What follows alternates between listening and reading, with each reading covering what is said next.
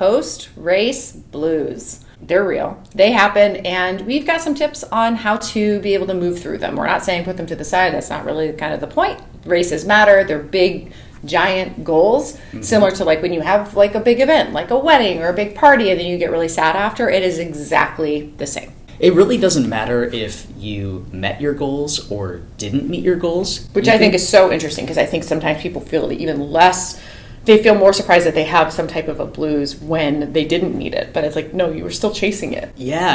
And even if you did accomplish your goal, you can still feel badly afterwards, which I think is also a shock to people. Yeah. Like, no, I did accomplish my goal. I did everything I wanted to do. Why do I feel so down right now? The physical and emotional toll of a marathon leaves people so depleted that I think it's common for people to get sick afterwards, right? Yeah. Your immune system is down. It's also super common to feel these sort of emotional fluctuations that are sort of related to post-race blues. Yeah. And it does not help that we are not at the changing of the time either, right? I mean, our mornings are dark AF. Yeah. This morning was very, very dark. Yeah. You know, it's getting more spooky season and cozy and like, yay, we can turn a fireplace on, but it is very much linked to seasonal depression and just having less available daylight, not being outside as much. All of that combined with this loss of a goal, it can absolutely set you up for being a little blue right now. Yeah, so that's a great point too. The seasonal depression, I wonder if marathoners who race in the fall or the winter experience post-race blues at a greater level than our early season racers. I would think so. Let's talk about the symptoms of post-race blues. How will you know if you have the post-race blues? All right, so first up is feeling emotionally flat or depressed, like just straight away. If you know what depression feels like for you and you feel it, you might have the post-race blues. Yeah, there's not having the same sparks, right, as you did before. That's a good way to put it. A big one that we hear, especially for people who aren't plugged into a community, of just having this complete lack of motivation to kind of move and exercise, especially run or do the sport that you raced. Just feeling very disconnected to it and not really wanting to get out there when that's very not normal for you. Yeah, that's super common because the training plan for folks to do a marathon is pretty intense and it's very structured. So there is always that desire to be like, I'm free, I'm just going to do whatever I want. I'm going to eat all those hamburgers. Right. But if you can't dig yourself out of that, that's when it becomes a problem. Another one is feeling physically drained or unusually tired. So, if you just ran a marathon, of course it's common to feel exhausted for a couple of days. But if you find that after a week you're still feeling super tired or unable to get out of bed, that's probably leaning a little more post-race blues.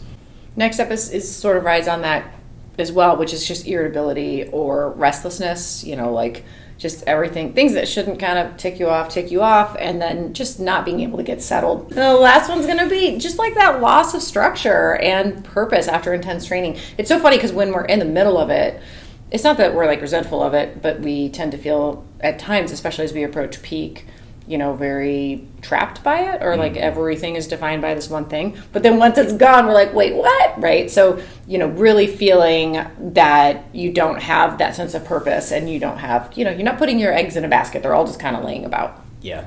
Well, the good news is there are strategies to sort of dig yourself out of this that also can lead to really exciting and new ways for you to feel strong and empowered and great in your body. So first tip to overcoming the post-race blues is to acknowledge your achievement. I think this is really important because whether you hit your goal or not, there has to be something within your race experience that you can reflect on and celebrate. Even if that is, I showed up, right? I made it to the starting line. Reliving the moment of the positive parts of the race, if you had a bad race, trying to find those positive parts of the race can really help you create some balance about how your experience was. If you had a great day, then celebrate your great day and write down all the things that were great about it. But sharing that sort of story with the friends and family and community can help you get some perspective on your race. And I think that especially in social groups like here at Edge, we're going to hear a lot of people talking about their race experiences. And it is soothing to be in community like that, sharing those things. Yeah, it is. It can help you find different highlights and perspectives to share. I really enjoy being at Edge for the day and talking with people. Obviously when it went well, that's one thing, but I see even more purpose of when it didn't, because they're able to not complain about the day, but like you said, put it into perspective and realize even how the hard parts were extraordinary. And I think that, once the kind of raw edges go away, they can really start to understand what exactly they did do, which is pretty cool. Yeah. Other ways that you can acknowledge your achievement is to get yourself a little prize. Race prize. Little race prize.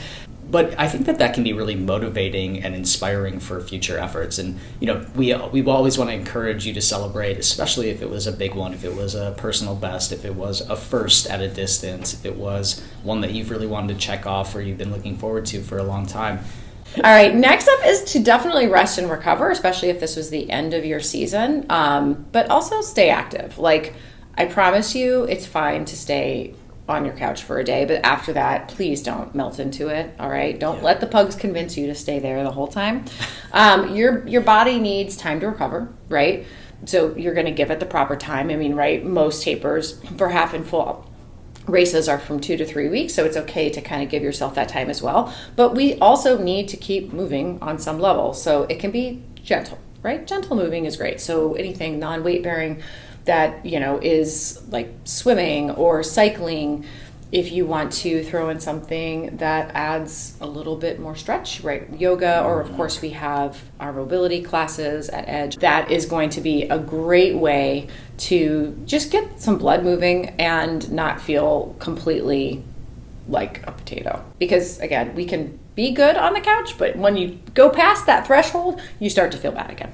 Yeah, if you're looking for some tips on how to incorporate that active recovery in, check out the episode about our reverse taper. That's a strategy for you coming off of your big race, how to ease back into your training. Next up is to set new goals. So having something to look forward to helps us stay motivated. It is anybody who has ever tried to train without a goal in mind knows how hard this is to stay consistent. It doesn't work. You have to have a goal. Nope. It doesn't have to be a big scary goal, but it has to be something. Yeah. So you can set mini goals. You could set totally different goals outside of running. Just set a goal. So setting a goal, whether it's about a movement or about a sport or a new activity, even if it is still running a different distance or running on trails, just any little carrot to dangle in front of your face to keep you motivated. I think it's helpful to think about these as lowercase g's. Oh yeah, right, right. Versus like the big giant cap, probably all caps G that you just did for the goal you just completed. It is really, really nice to have lowercase g's in your ecosystem. For me, I am a big make a list every single morning. I make a list even on the weekend of the things that I want to get done. Granted, not everything always gets done on my list, but it makes me feel very, very good to cross things off and think of these things like something along those lines, something that you can work toward that isn't, it's just more approachable, it's more fun, it's lighter, that you can find some satisfaction in crossing off. Next up is to diversify your training, like all the stuff that you might have skipped out on or might have smartly said no to, like rock climbing and roller skating during marathon season or any type of training cycle. Do it now. It keeps things fresh. It keeps you interested. It helps you cross train. It prevents burnout. And you might find, like I had athletes that incorporated more cycling in their off season, and then we actually used it in their next training cycle, and it really helped them beef up their volume without really impacting their bodies much.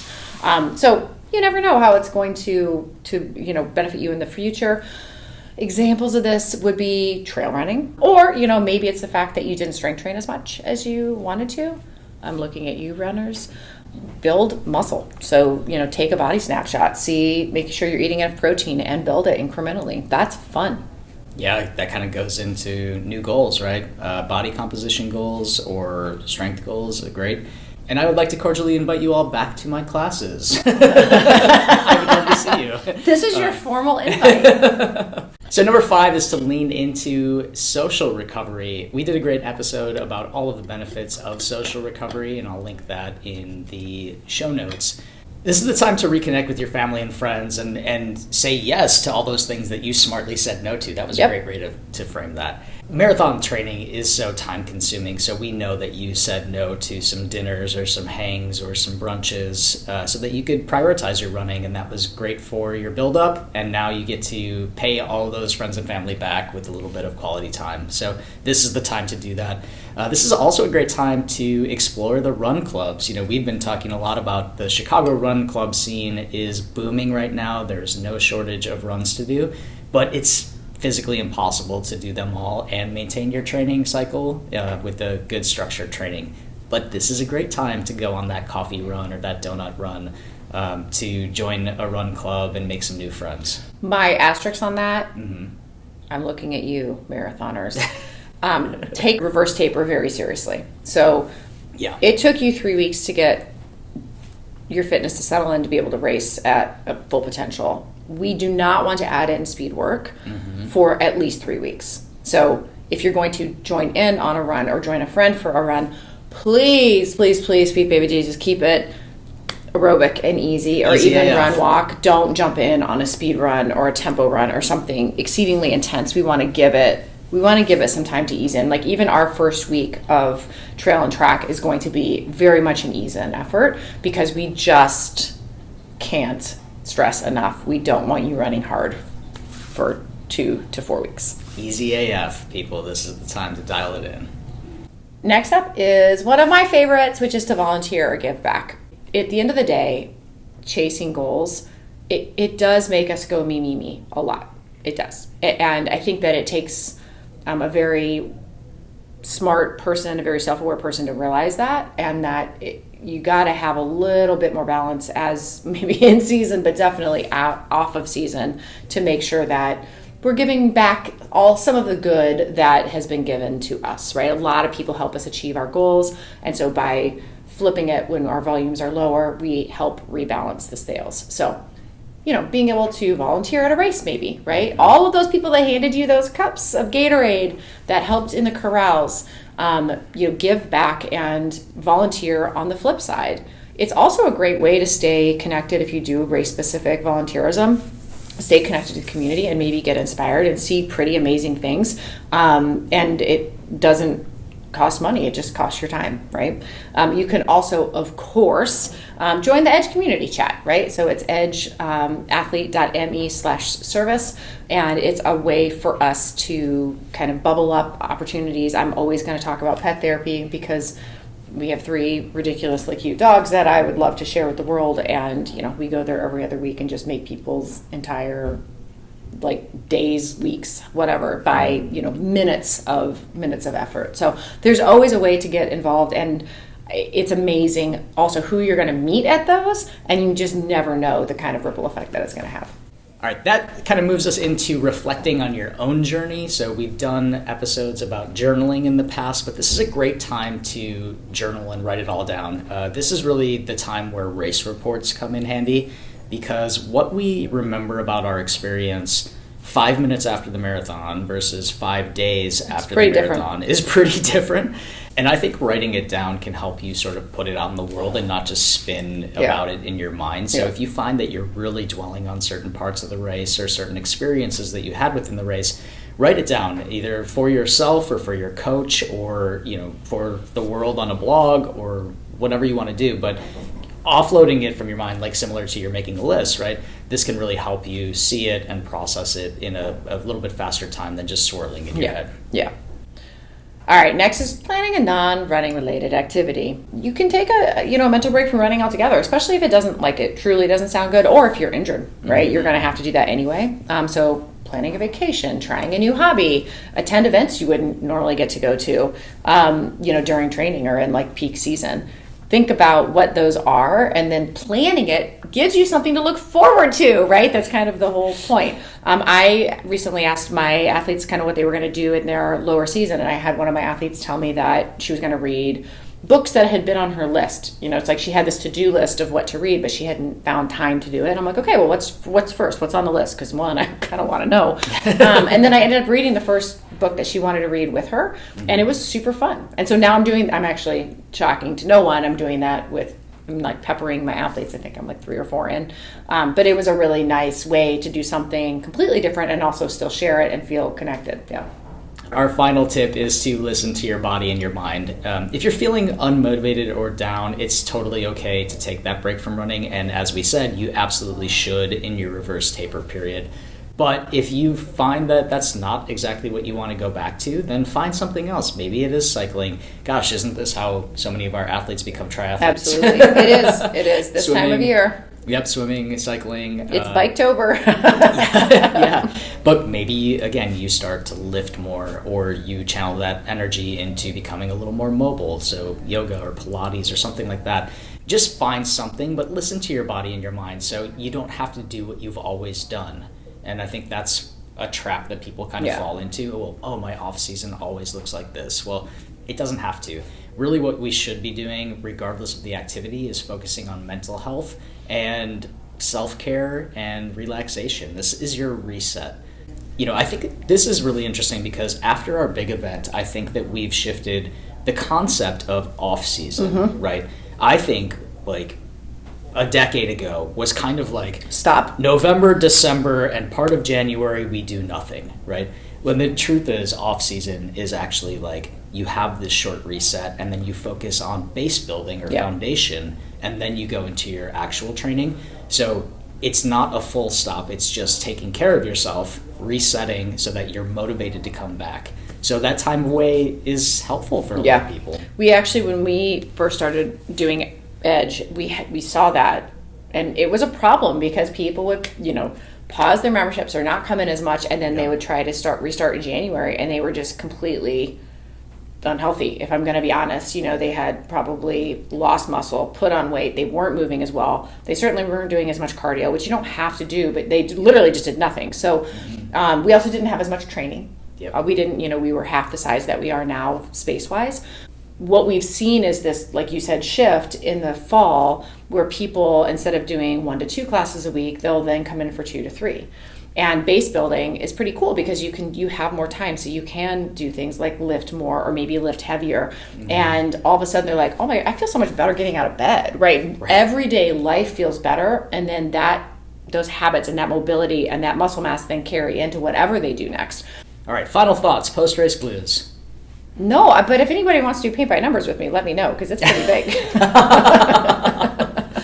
If anybody wants to share their race reports with us, we love to see them. So tag us in your posts. Yeah, we love it. And till next time. That's it.